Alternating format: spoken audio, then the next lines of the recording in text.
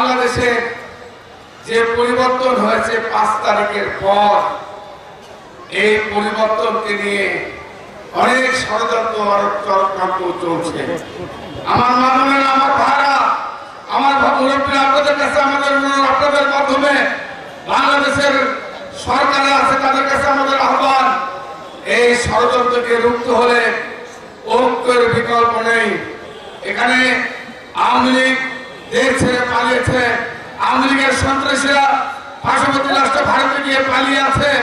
আজকে বাংলাদেশের তাদের বাহিরে জাতীয়তাবাদী দল বিএনপি, জামাত ইসলাম, ইসলামিক ঐক্য, যত ইসলামিক ভাবাপন্ন রাজনৈতিক দল আছে, সকল রাজনৈতিক দলের আজকে এই মুহূর্তে সকলের উচিত যেভাবে হোক আগামী দিনে এই শেখ হাসিনা এবং শেখ হাসিনার দোসরদের ষড়যন্ত্র যেন আবার নতুন করে আরো ষড়যন্ত্র করতে না পারে, এই জন্য সকল রাজনৈতিক দলের ঐক্যের বিকল্প নেই।